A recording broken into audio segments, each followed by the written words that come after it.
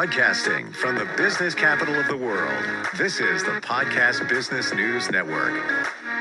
Going to learn a lot today about the metaphysical world and something that I'm sure you're going to want to hear. And I found this place that is a metaphysical boutique like I've never on this planet never seen before, because they embrace all type of spiritual groups, all different types of modalities.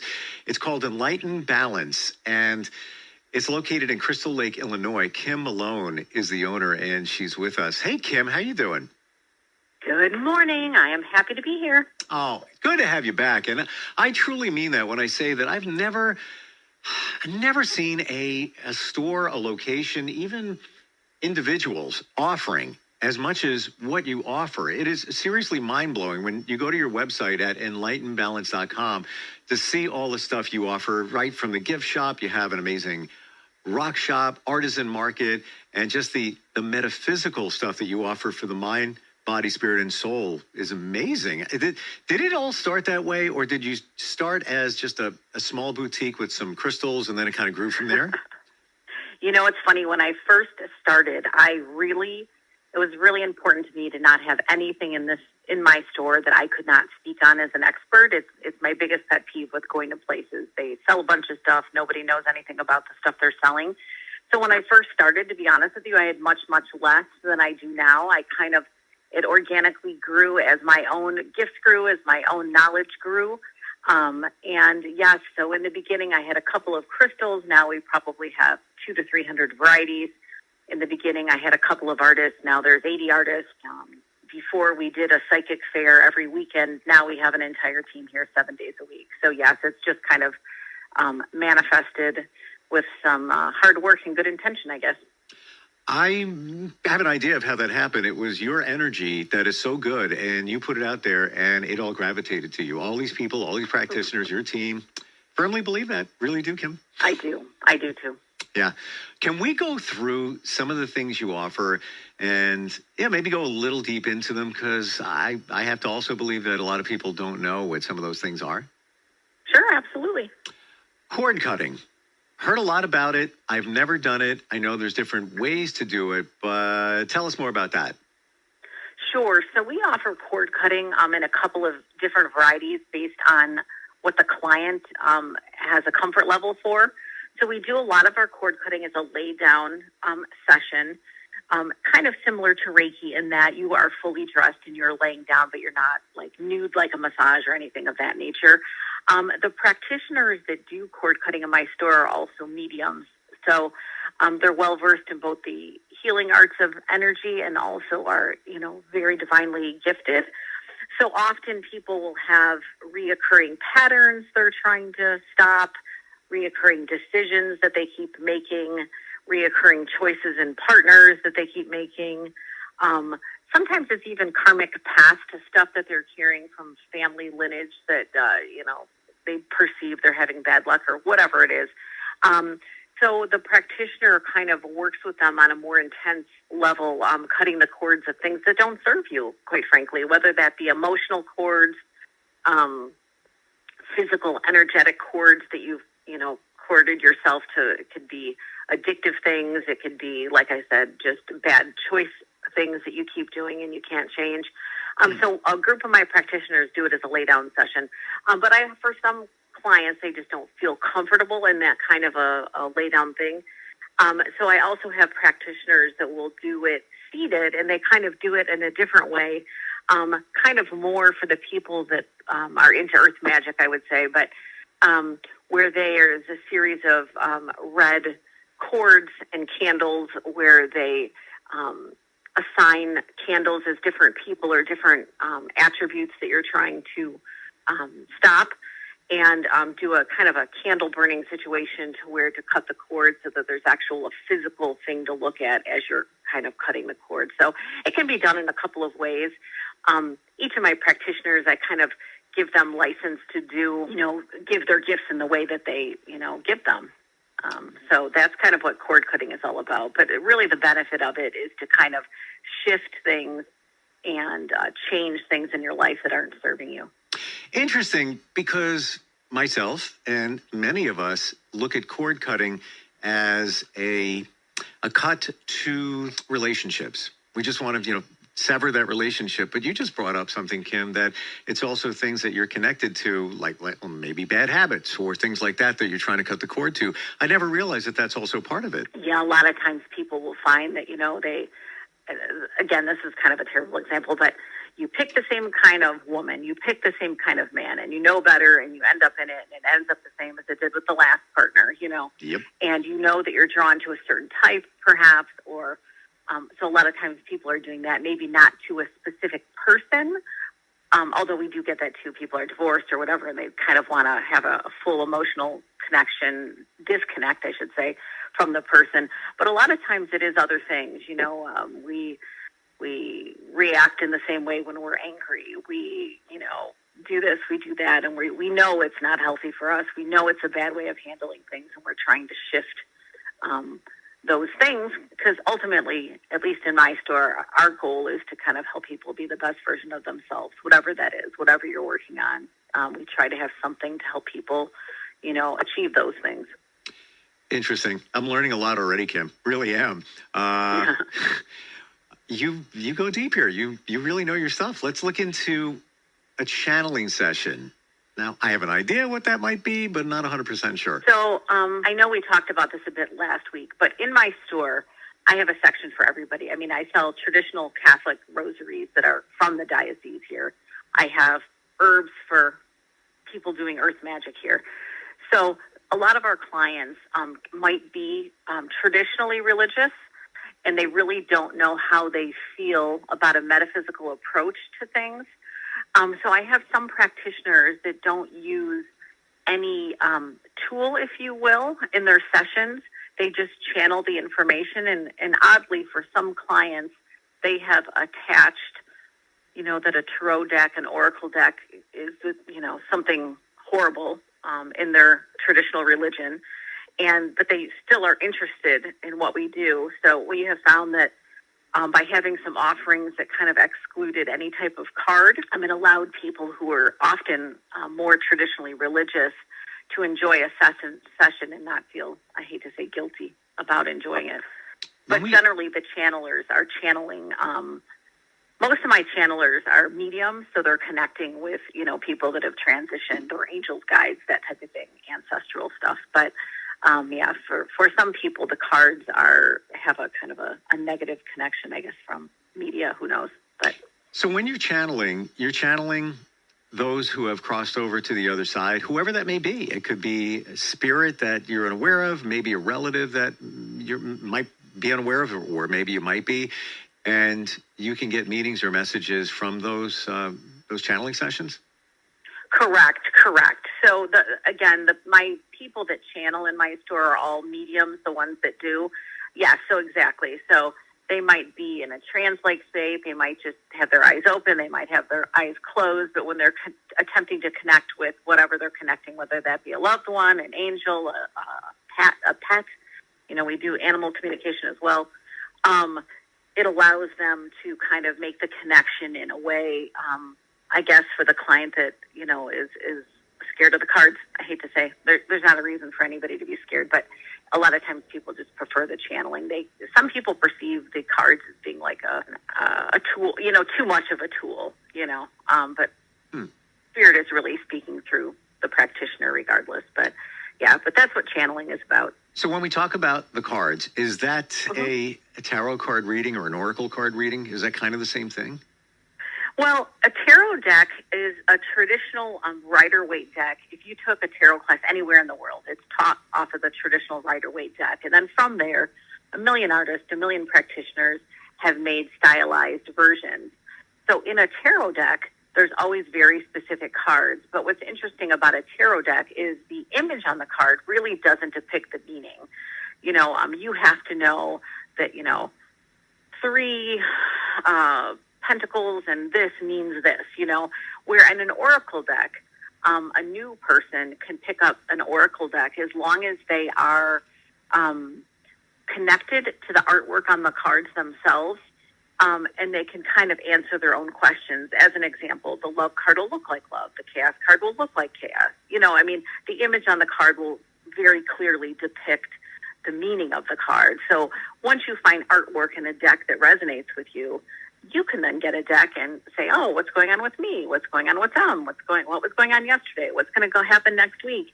And as long as you connect yourself with the deck, really spirit can work through anybody. It's just more of a skill of connecting yourself with the deck and finding decks that, connect with you emotionally, where you're drawn to the imagery. But tarot, which is actually tarot, but nobody actually says tarot, is... I hear it both ways, and I never know which is the right way to say it. Yeah, well, it's like chakra, too. It's really chakra, but if you say chakra, it sounds like you're correcting people, so you just kind of go along with the incorrect pronunciation. But you know what somebody said to me recently? I digress here, but they're like, "Oh, is that like Shaka Khan?" I'm like, "No, not the singer. It's chakra. It's chakra." But that's how you learn. We talk about it. Yes. Is the medium session similar to the channeling session? It is, but for some clients, again, they really like the visual, in opposition to the traditionally religious people who are scared of the cards. A lot of people like the visual because they feel like they're kind of getting a not just the verbiage of what's going on, but a visual to go along with it. So sometimes when the mediums are connecting with somebody that's transitioned, if it gets into a kind of a more detailed answer, sometimes they will draw some cards for clarification of things, but not generally speaking. Generally speaking, the medium sessions are used without cards. Gotcha. White magic instruction. What is that? Well, in this day and age, I feel like, again, not to keep harping on, all the things that have gone on in our world, but I feel like in the last 5 years, we've really went through a lot between, COVID and politics and just financial collapses and all of these things that people, I feel like, have really looked inward into things that they can control for themselves, because so many things are out of control. Mm-hmm. And we have found that all kinds of intention work, kind of like when we were talking about the crystals, it's very, a lot of this is psychosomatic. You're putting your energy into something, and because you are putting your energy into something, you're getting the results that you want. But we have a full apothecary of singular herbs, intention magic spells already put together, resins used for different types of things, smudges used for different types of things. But a lot of people really enjoy the idea of gathering herbs, putting them together with the meanings of the herbs, and manifesting different things they're working on. Again, for a lot of people, white magic, can kind of walk the line between, light and dark. And I do always hope that people are doing good, positive work with anything that they're buying in my store. But we do respect all spiritual groups, and there is a huge community of, pagan, Wiccan, earth magic, native, shamanic people that use herbs in regular practice and what they do. So we try to have those things available. On your website, and by the way, we're talking with Kim, who is the owner of Enlightened Balance Chakra Spa.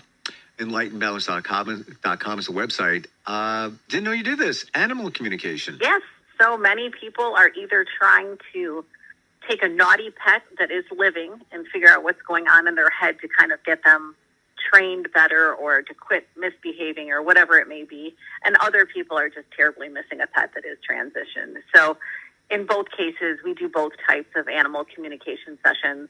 We can do them on a live pet or a transitioned pet. Again, something to be said for practitioner work, though, is that each practitioner, I think sometimes somebody thinks if a person is gifted, that means they do all of these things, and that's simply not the case. People are definitely honed into different divine connections that they were, given. And so we have very specific people that are mediums. We have a specific person that is an animal communicator. So I just wanted to clarify, not all practitioners do all of the things. But yeah, so on Saturdays, we always have animal communication sessions, whether it be with living or transition pets.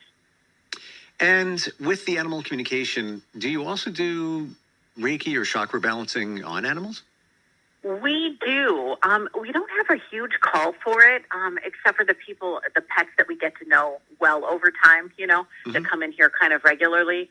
Because even on the floor, we allow pets in the store. It's totally fine. We feed the squirrels that come in our stores too. Wow.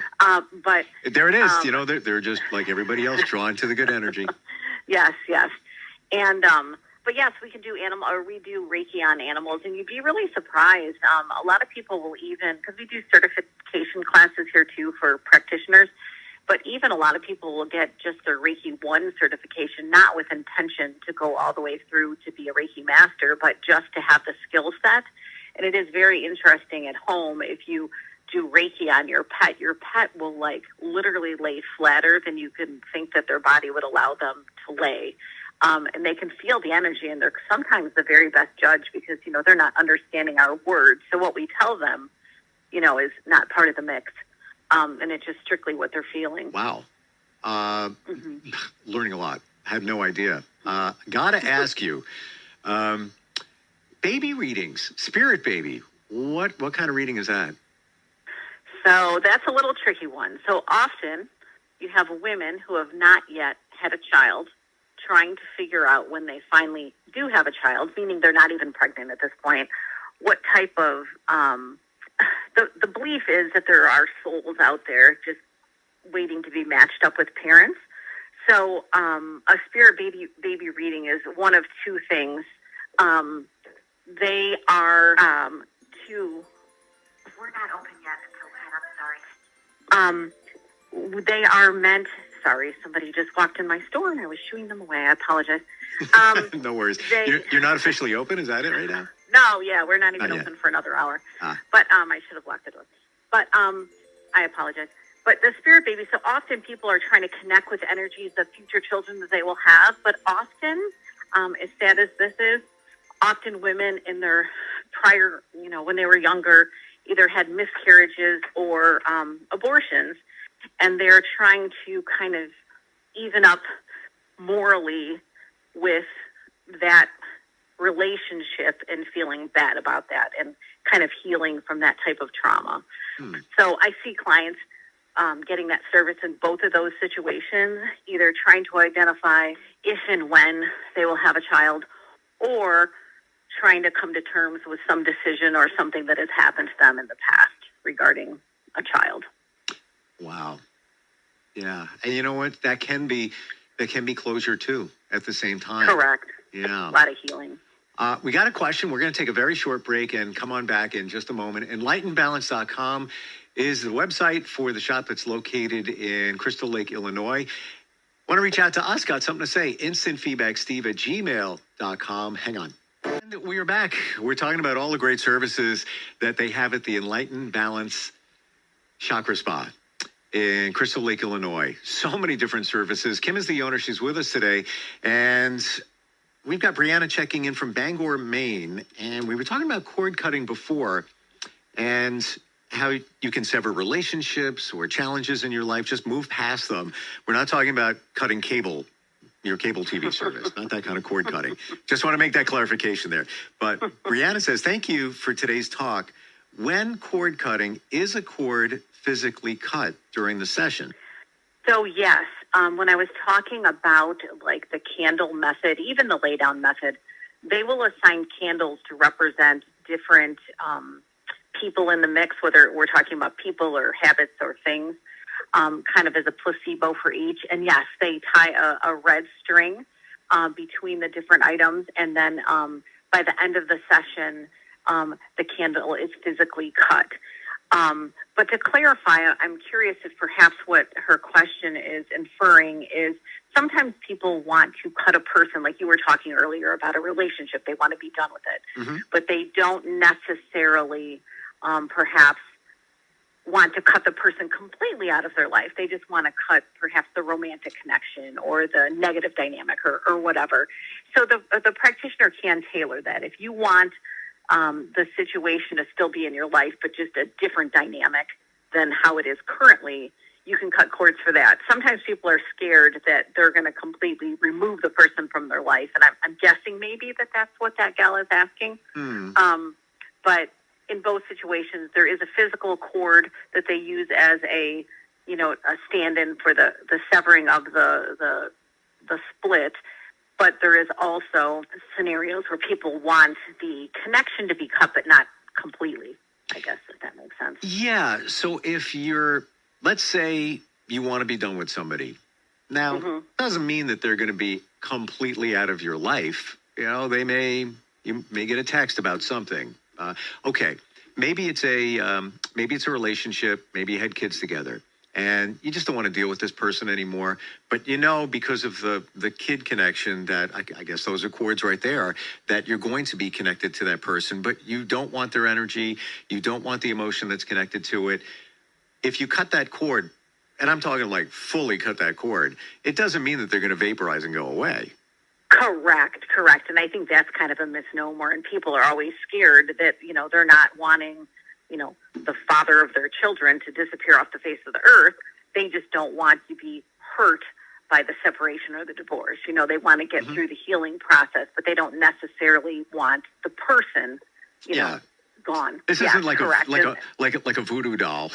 Correct. Exactly. Anything like that. Exactly. It's not, and nor is it ever meant to hurt somebody or any of that. It's just more owning your own emotions, kind of taking control, honing back in your personal power, really, is what we're talking about. And they wouldn't have any idea that you're doing it anyway. Correct.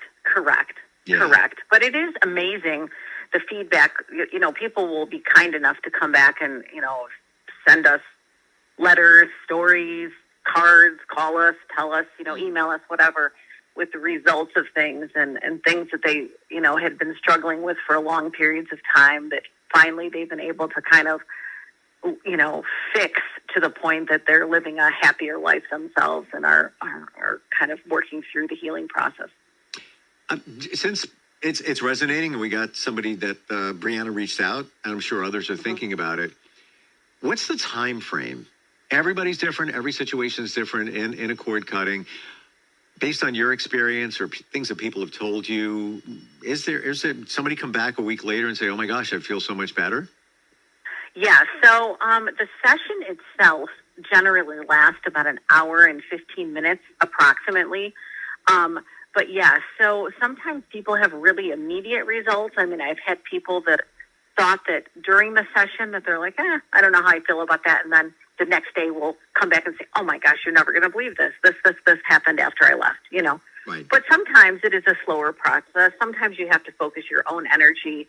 If we're talking about a relationship and you're completely immersed in it, and you're seeing this person every day, I mean, that's going to take more work than a person that you just have to, force yourself not to make contact with. You know what I'm saying? Those are two different situations. For but sure. Generally people, with any kind of energy healing, the day of a service, generally people are pretty emotional, and can kind of feel almost like they had a glass of wine or something of that nature. But by the next day, you generally feel like $1,000,000. Your body purges. You purge those emotions. You purge a lot of times even physically. And by the next day, generally, you really feel like you've had a new lease on life. I can tell you, I had Reiki done a few weeks ago, and a couple of days after it, the clarity in a personal situation was amazing. I'm just like, whoa, it's clear. It's all coming clear. And then I thought, maybe it's because I got more sleep, but I don't think it was at all. It was just a weird kind of clarity in dealing with something, but everybody's different what they get from a Reiki session. And of course, Absolutely. Peace and calmness. That's why it's so fantastic. And that's why I'm happy that more and more people are figuring it out, that this energy thing is truly real. So for you at Enlightened Balance, virtual sessions are available for a lot of modalities, right? Correct. I mean, ideally, I would love if we were doing this show out of Chicago, because, then people could have easy access to us. But we have plenty of clients, actually, even here and in Europe, that have met us on trips, when they met us in the store and enjoyed the services so much that they'll keep up with us, so they'll still continue to book, or clients who know of somebody that came to our store and we were recommended. But yeah, so some things we can do over the phone. It's not, my goal really isn't to be an 800 psychic line type of thing, because we strongly believe in the work that we do. But yes, we do a fair amount of sessions over the phone. We can do Skype. I mean, each practitioner kind of has a different type of phone, quite honestly, and how they can achieve that, because it's not like in our healing rooms that there's computers or something. So yeah, we do some Skypes, we do some phone sessions, we do a lot of things like that, and that's as easy as calling the store. The great thing I feel like about my store is we'll never go over on time. It is very clear the cost of things here, and we've kept our prices for 10 years. We kind of deal more on volume than we do on continual, price increases. But it's not a situation where somebody's going to just be rambling on and on and on. And now you've been on the phone for 3 hours Sure. and you owe a ton of money or something like that. You would just tell us up front how long of a session you're looking for. We organize that and put you on the phone with a person who has the gift that is whatever you're trying to do. Yeah, well, you guys are true professionals, and it's been proven. You guys get it done. And, to your point, don't want to be the, 1-800-psychic thing. Zoom, because of COVID, so well accepted now. And people are more comfortable with it. So, and for that, if there's anything, we thank COVID for that, because it's connected us and made it easier. And energy doesn't know any time or space, so it can be done. Correct. And effectively. Correct. Absolutely. Yeah, so much learned today, Kim. I really appreciate it. I want to tell everybody, enlightenedbalance.com is the website. Got any questions? I'm sure they can reach out to you. And, that we haven't even gotten into the rock shop and all the other stuff you offer there. So I'd love to talk about more next time we get together. Wonderful. I appreciate you so much. And hopefully in the weeks to come, we can have some live practitioners, answering questions for live clients that you have, callers that call in if you'd like. But I do look forward to everything that we're doing together, and I appreciate you so much. Oh, I appreciate you too. And it's all about good energy, and you definitely have it, Kim. I appreciate it. We'll talk soon, okay? Okay, take care. You too. We'll be right back.